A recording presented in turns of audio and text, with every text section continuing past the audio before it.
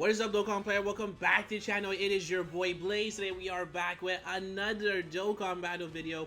And today, before we start the video, of course, hopefully he's having a very good day today. So today, we have yet another no item run in the books. Of course, being the Super Battle God, we have to keep the strive here. So, we have here Reps of Universe 7. Pretty much, I would say is not that difficult. I mean, it's kind of difficult, right? But, I mean, it's all really based on RNG. This run actually reminds me of the Majin Power Super Battle because, again, the Reps of Universe 7, it really is just focused on UI Goku, to be honest. Now, I know a lot of people like to suck off UI Goku, right? I mean, by all means, he is really good, but there's just some levels where he just isn't performing where he's supposed to, right? Again, my UI Goku has full dodge, and I gave him 9 dodge as well in the Head of Potential system, and for some reason, maybe it's just Super Battle specifically, but we can go on turn 1 and he just gets blasted, right? Where he gets a super attack right away and decides not to dodge. Again, it's all really based on RNG, so this one's really not. I mean, if the RNG is really good for you, it's be really simple. If it's really bad, then it's be very difficult, right? For the build, we have here mostly UI Gokus. We have the free-to-play UI Goku as well, and I think it's a must run in my opinion, just to make things a lot easier. Master Roshi. Master Roshi is just such a goat with his revival mechanic because it's actually the easiest one. Now, the main rotation I actually want to go here is, of course, the UI Goku with the AGL UI Goku. My STR UI Goku actually has a higher chance of dodge compared to the AGL one because I believe he has 13 dodge. Because I give my UI Goku full dodge, as for this reason right here is because this STR Goku specifically only gains attack and defense per dodge that he does get here. So I want to make sure that he is dodging with all those attacks. So there goes STR UI Goku. Really good start because now his attack stats at 5.1 million. And he has he actually disables guard. So he's just type neutral all around. And we can see he's doing big damage. The dodges are coming very clutch. And again, this UI Goku again also got me killed a lot of times here. But when the RNG hits, then this guy looks like a god for sure. So there goes the UI Goku as well. I decided to actually go here to take care of, I believe his name is Lavender. Lavender is actually, in this stage here with my team build, is actually probably the most difficult enemy just because we have no type advantage over him. Where the other units we can kind of get away with. But again, these enemies are actually not that, actually don't have that much HP compared to other Extreme Super Battle Road. Because if you actually attack type advantage and you guys are fully rainbowed and are fully maxed up with 10 links, the enemy actually goes down really quickly. Now I also brought here the LR Goku and Vegeta, and the reason why is because these guys actually have them rainbowed. I actually don't remember when I actually rainbowed them, but these guys are incredible for Super Battle because again, after they super attack, they do lower the attack of the opponent and they also increase their defense, and also they can triple super based on the RNG. But I mean, again, lowering attack is actually very crucial when it comes to Super Battle Road. You could go ahead and use here like the skinny Asia Wu, but the only thing is I find him that his dodging is a 50% chance to dodge, but I haven't found it really consistent. And also he does have a medium chance to stun the enemy for 1 turn. He's also a good option, but I feel like even if you get tagged normally, he has taken over 100k of damage. So I decided to bring her the free-to-play Goku instead, just because he's actually providing that extra support to the other units here, to the other UI Gokus and the Reps of Universe 7. Now we got really lucky with this turn right here, and because our HP is below 50%, so because of this, we can actually activate Master Roshi's revive mechanic while we rely on the UI Gokus in the front to actually do massive damage to the entire rotation. Again, this is all based on RNG. And the reason why is because, again, Goku in the front, he can decide not to dodge at all. But I decided to put my trust in him just because we do have the revival here. So I'm not really too worried about what happens in this phase. But I for sure go for... do I stun Rosie? I'm pretty sure I stun Rosie, and I try and actually take care of the other characters right here. And the reason why is because Rosie is going to be STR, and we do have here both UI Gokus on each rotation. So we can easily take care of what's his face here, of Rosie, once we actually take care of the other 2 characters.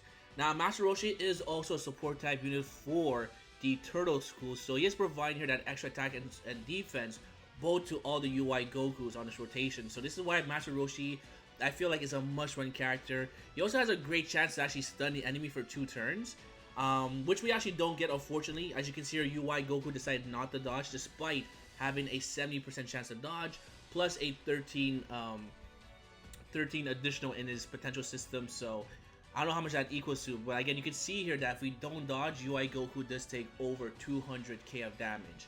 Now, you could kind of maybe cheese this with UI Goku, the Int EZA one, but the problem I found using that character, because I only used him once, is that turn 1, if he's not transformed, he is getting clapped up unless you're fighting type advantage, or type disadvantage here, sorry. He just gets way too clapped up, and the reason why is because he actually doesn't stack his defense long enough and actually take your double digits. So UI Goku is actually a really good character, but only if you can actually cheese it out by entering the phase below 50% and he's on turn. Then UI Goku is looking really good because, again, for the first turn he does have a 100% chance to actually dodge the opponent's attack here. Now, I also brought here the EZA Blue Vegeta, and the reason was because he's actually really good defensively. This kind of opened my eyes when I actually saw him do like a double super. As long as Vegeta does a double super, type normal, or type neutral, sorry, he is taking here double digits if he's fully rainbowed and fully maxed out with 10 links. That just shows you how good, in my opinion, how good this Blue Vegeta is right here. After double supering, he's taking double digits. Now, we actually got pretty lucky with, of course, the dodging here as well. Goku decides to dodge, which is actually really good. Now, Goku does get a additional defense plus 30%. What I'm really hoping here by putting UI Goku in the front is that he double supers at least, because it is going to do a lot of damage here since the double super attack is going to be a guaranteed crit. So we actually get the guaranteed crit, which is really good. And now we can actually focus here on Rosie. Vegeta here, again, he's also really good. You can see the attack stats is actually pretty high. Do we get a double super? If we get a double super, we're looking pretty good here because then we don't have to worry about the LR Goku and Vegeta at the back. But we don't get a double super, but we do take here double digits. So now there goes LR Goku and Vegeta. We actually got them, I believe, 2 Rainbow Key Spheres, so they do 2 additional attacks as well. We are able to lower the attack of Rosie, which is pretty good. And then here comes the additional super attack again. I went full additional for my LR Goku and Vegeta, and it's for this reason right here, because again, they do raise their defense, but also lower the attack. So, we actually don't take any damage here because of the level 3 dodge, which is really good. This phase here, again, it's a really powerful turn. Do I actually kill off this rotation? I'm pretty sure I kill off this rotation. I'm not too sure if I put the STR in the front or if I put the AGL in the front. I believe I leave the STR in the front because we have type advantage. So I do put UI Goku in the front, and then I have the STR go for, of course, I forgot her name here. It's not... oh wait, did I actually get it wrong here? It's not Rosie. What's her name? Ribrianne, my god. I think she's called Rosie. My bad. But yeah, Ribrianne is actually not a big threat here. So I do apologize. I've been calling Ribrianne as Rosie, but Ribrianne is really like a joke in this stage right here because of UI Goku. So again, I leave it here for last just because of type advantage, and also we have here the Blue Vegeta. Now there goes another dodge, which is actually very crucial because that super attack would for sure kill us even with our 30% defense increase. The super attacks in this one do hit really hard. Now also do keep in mind that the strategy for this phase is also to build up the Dokkan meter as much as possible. So I am trying to go for same type piecers as much as possible, just to make sure that we can actually continue next phase, or the last stage we can actually enter with a Dokkan attack. Now again, STR UI Goku, despite having the most dodge on my team, decides not to dodge. But we actually do get pretty lucky here as well because it does, it does actually work to our advantage. And the reason why is because we could enter next phase with Master Roshi with his revival. So of course I put UI Goku in the front, and then I have here Master Roshi go for Rosie here. And yeah, I'm trying to build up the Dokkan meter as much as possible. At this phase here, I was deciding if I should give Vegeta the AGL orb or maybe go for a super attack. But again, I want to build up the Dokkan meter for the last phase. So I decided to give Vegeta, I believe, the Int orb. So we don't actually... no, actually give him the AGL orb. So we actually build up our Dokkan meter. So again, this is pretty risky. Again, UI Goku not dodging, which is fine because it is double digits. And then we take care of Ribrianne just like this. And then after that, I'm pretty sure we take care of Rosie at the end. Alright, so there we go. 3.3.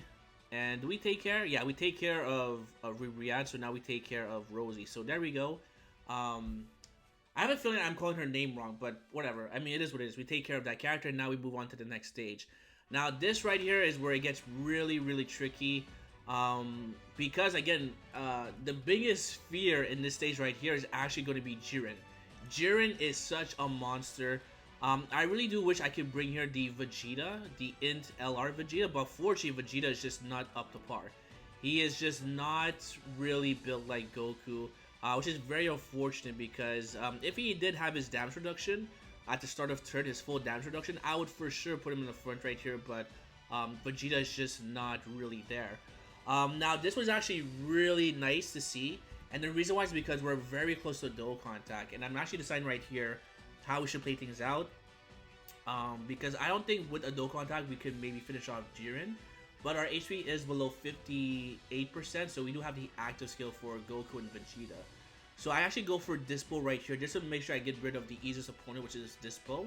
And then later on, we'll actually go on to Jiren. So, again, I consider that we almost have here the Dokkan attack here as well. So I feel like if I get the same type Key Spheres, we should be able to get the Dokkan attack. And if we do, we can definitely one-shot everyone here. So, I make sure I use the active skill before I super attack, I'm pretty sure. And I think I also go for Topo as well with the Vegeta and Goku. Alright, now this could have been a misplay, but UI Goku actually stole the show with this rotation. So I get this here, I go for Topo, just to make sure that Topo is taken care of. And then I can see that we have the Dokkan attack, so I can actually get those in Key Spheres and aim for Dispo just in case he does survive, because if he does, then we can target Jiren here. So there goes the beautiful dodges. I could not believe it, because one hit would probably get us killed. But UI Goku decides to dodge all those attacks here. So now we have a Dokkan attack, and if we can get a crit from Goku, because he does have a 50% chance to crit, we are probably gonna one-shot everyone with a crit. So after me talking all this smack on UI Goku, and what's pretty funny is that UI Goku decides to put out, and actually does a triple super attack. Spoilers alert. So we take care of Dispo. We actually got a beautiful crit. We get the double super, so we're gonna for sure target Jiren right here. But this is gonna be a guaranteed crit as well. So there we go, beautiful. And then one more super attack, so again another guaranteed crit. And pretty much as long as UI Goku dodges the last attack, we are in the clear. Alright, so there we go. And then boom, we actually get a dodge. So now we actually aim for Topo. 7.1. I feel like if I didn't use the active skill, I feel like I could maybe target Jiren first, and then I will be okay from, of course, Topo. But we take care of Topo one shot, so now it's up to the STR UI Goku. Hopefully he does not get supered or he does not die here, but we actually kill Jiren, and there we go. That is the end of the run, so we are officially 31 out of 31, 65 out of 65 for the Super Battle. Of course, I am your Super Battle God. Let me know your team build. Let me know if you guys found this super hard or difficult. Honestly, this one right here was just kind of like a hit and miss. All depends on the RNG, but your boy got it done, alright? So with that, say thank you for watching. If you guys enjoyed, make sure to hit the like button, sub for more videos, come down below, and hopefully I'll see you guys on the next one. Peace!